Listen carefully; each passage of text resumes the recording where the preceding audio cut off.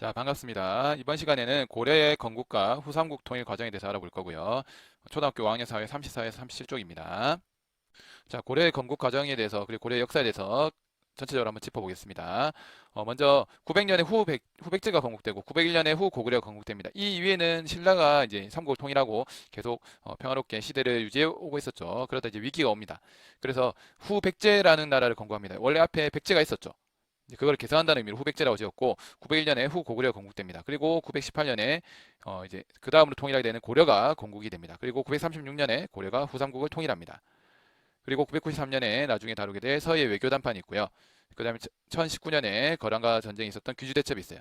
그리고 1236년에 1251년에 8만 대장경을 제작했고 1377년에는 직지심체유저를 제작했습니다. 연도는 외울 필요 없고 순서대로 이런 것들이 있다 정도만 이해하면 되겠습니다. 고려는 후삼국통이라고 발해 유민을 받아들여서 민족을 통합하게 됩니다. 외세 침입이 많이 있어요. 외세 침입이 여러 번 있었지만 고려는 이를 잘 극복하고 활발한 대외교류를 바탕으로 독창적인 문화를 발전시킵니다. 그래서 이 고려에서는요, 고려를 세우고 외세 침입을 극복하는 데 활약한 인물은 누가 있을지, 그리고 또한 독창성을 엿볼 수 있는 고려의 문화유산에는 어떤 것이 있을지에 대해서 알아보겠습니다.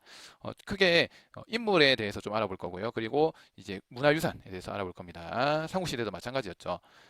자, 여기 보이는 사진은 고려 왕궁터였던 만월대 사진이고요. 이제 건물은 없고 터만 남았어요. 그리고 송악산. 뒤에 보이는 배경이 산입니다. 자, 지도에서 보면 서울특별시가 여기 있고요. 이제 여기까지가 우리나라고요. 개성은 한 이 정도쯤에 있습니다. 우리나라랑 많이 가깝죠. 자, 고려의 건국과 후삼국 통일을 알아보겠습니다. 먼저 고려의 건국에 대해서 먼저 알아보고 그 다음에 후삼국 통일 과정에 대해서 좀 알아볼게요. 자, 신라 말에 귀족들의 왕위 다툼으로 정치가 혼란해졌어요. 그러니까 귀족들이 막 서로 왕이 되겠다고 하고 왕을 막 세우고 왕을 죽이고 막 이렇게 되는 거예요. 나라가 엉망이 됐겠죠. 그러자 지방에서는 새로운 정치 세력인 호족이 등장하게 됩니다. 이때 호족은 홍월 호자에 일가족자를 써서 이제 지방에 뛰어나고 우수한 집단이라고 생각하면 됩니다. 그래서 지방에 있는 우수한 세력들이에요. 그래서 군사력과 경제력을 바탕으로 각 지방을 다스리고 있어요. 왕이 있는데 불구하고 막 각 지방을 다스리는 세력들이 막 생겨나는 거예요. 그래서 나라가 더 혼란스럽고 이런 호족들이 엄청 많이 생겨났어요. 그래서 이런 여러 호족 중에서 세력을 좀 키운 호족들이 있어요. 이제 그 호족이 견훤과 궁예입니다. 이 견훤과 궁예는 나라를 세웠는데 견훤이 세운 나라는 후백제가 되고요. 궁예가 세운 나라는 후고구려가 됩니다. 이처럼 신라 말에 나라가 다시 신라 후백제 후고구려는 다음에 이제 고려로 바뀌게 돼요. 로 나뉘었는데 이를 후삼국이라고 합니다. 좀 더 정리하면 신라는 그대로 남아있죠. 신라 지역에 남아있고요. 그리고 견훤이 후백제를 건국을 합니다. 900년에 백제의 옛날 땅이죠. 그래서 후백제라고 한 거예요. 그리고 901년에 후고구려를 궁예가 건국을 합니다. 이 고구려의 옛날 땅이죠. 그래서 뒤에 고구려, 백제, 신라가 생겼기 때문에 후삼국 시대라고 합니다. 뒤후자를 써서 후반전 할 때, 전반전, 후반전 할 때 그 후자입니다. 자, 왕건은 아까 송악 즉 개성이죠. 아까 만월대 왕궁터 있던 그쪽에 개성의 호족으로서요.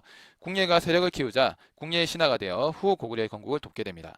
그리고 그는 후백제와 여러 전투에 참여해 뛰어난 공을 세워 높은 지위에 올랐습니다. 그 후에 궁예가 신하를 의심하고 죽이면서 일부 호족들을 막 억압하게 돼요. 이게 중요합니다. 호족들을 억압하자 궁예를 몰아내고 고려를 세우게 됩니다. 자, 한번 볼게요. 궁예에 대해서 좀 더 알아볼게요. 자, 이게 궁예의 모습인데요. 이거는 드라마에서 나온 거예요. 드라마 태조왕건에서 나온 궁예의 모습인데 유명하죠. 아는 사람들도 있을 거예요. 예, 궁예는 신라 왕족 출신이었는데 생명에 위협을 느끼고 이게 도망을 칩니다. 도망을 치다가 이제 손가락에 눈이 찔려서 이렇게 애꾸가 됩니다. 애꾸가 돼요. 그래서 이 신라 왕실에 대한 복수심이 막 가득 차게 됩니다. 그래서 자, 어떻게 해서 쫓겨나게 되는지 한번 볼게요.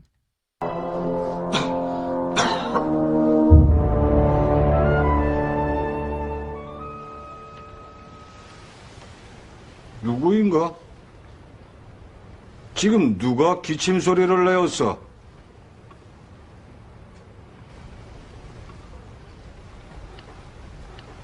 누가 기침 소리를 내었는가 말이야? 신이옵니다, 폐하. 참으로 딱하구나. 짐이 지금 관심법을 하고 있는데 어찌 기침을 할 수 있느냐, 이 미련한 것아! 송구하옵니다, 폐하. 용서하여 주시옵소서. 내가 가만히 보니 네놈 머릿속에는 마구니가 가득 찼구나. 여봐라, 내고는 들어라. 예! 저자의 머릿속에는 마구니가 가득하다. 그 마구니를 때려 죽여라. 하고 이제 왕건이 그 뒤를 이어서 등장하게 됩니다. 그리고 후백제의 아까 대표인 견훤과 그 다음에 고려의 군주인 왕건에 대해서 좀 알 필요가 있어요. 이거는 KBS 역사전은 그날에 나온 설명인데요.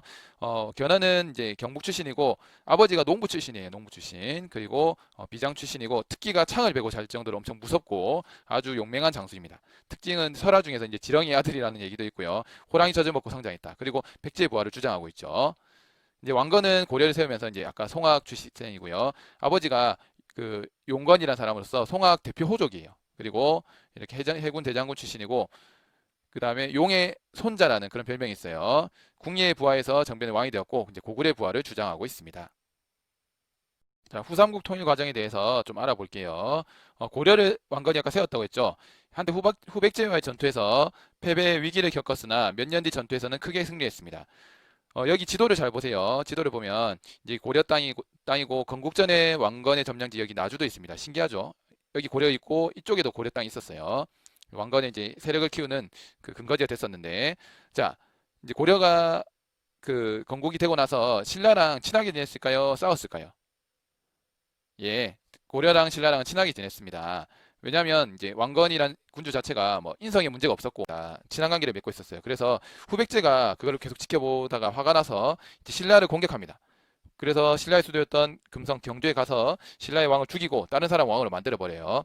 그러면서 이제 신라가 그 이제 후백제군이 쳐들어오니까 고려에다가 원군을 요청합니다. 그래서 고려의 군이 이제 신라를 도와주기 위해서 후백제군을 공격하러 갑니다. 그러다 이제 공산에서 만나게 되는데 이때 공산에서 그 후백제군이 딱 매복을 하고 숨어 있었어요. 근데 그걸 모르고 가던 왕건의 군사들이 거의 엄청난 위기를 만나게 됩니다.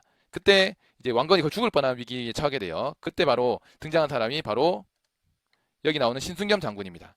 이 신순겸 장군이 그 왕건이 위기에 처하자 왕건이랑 옷을 바꿔 입어요. 옷을 바꿔 입고 자기가 왕건인 것처럼 싸우러 갑니다. 그때 후백제 군사들이 그걸 보고 왕건인 줄 알고 그 왕건만 쫓아가요. 그 틈을 틈타서 진짜 왕건은 도망을 쳐서 나올 수 있었습니다. 자, 그렇게 위기를 겪었지만 몇 년 뒤 전투에서는 크게 승리를 합니다. 여기 보이는 고창 전투에서 승리를 합니다. 그런데 후백제는 이제 견훤의 자식들 사이에서 왕위 다툼이 일어나서 힘이 약해집니다.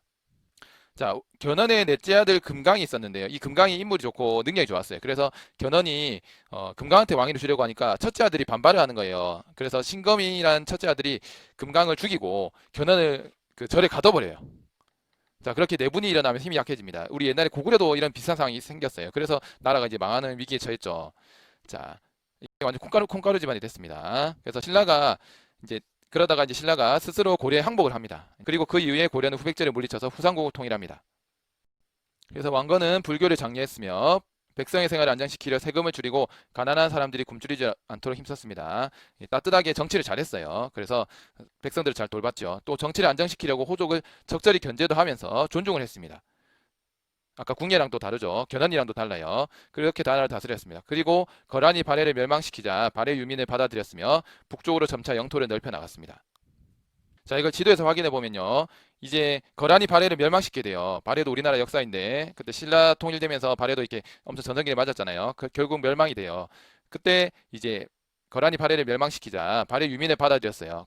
그리고 북쪽으로 점차 영토를 넓혀 나갔다는데 원래 신라의 영토가 옛날에 신라 통일했을 때 영토가 이 정도까지였습니다. 이렇게 대동강부터 이쪽까지였는데요. 이제 고려는 거기서부터 좀 더 영토를 넓혀 나가서 여기서 여기까지 영토가 확장하게 됩니다. 자, 후삼국 통일 과정을 이제 알아봤는데 한 번 더 정리해 줄게요. 신라 말에 나라가 혼란스러워지면서 왕권이 약해지게 됩니다. 그러면서 어떤 세력들이 등장했나요? 그렇죠. 호족이 등장했습니다. 이 호족들 중에서 그 세력이 강한 호족들이 있었어요. 견훤이랑 그 다음에 궁예가 있었는데 견훤은 후백제를 만들고 그 다음에 궁예는 후고구려를 만들었어요. 근데 궁예가 뭐 신하를 의심하고 호족들을 막 억압해서 쫓겨나게 되죠. 그래서 왕건이 고려를 세웁니다. 이렇게 신라, 후백제, 고려 이렇게 후삼국이 다시 만들어지게 돼요. 그러다가 후백제랑 고려랑 전투를 하게 되죠.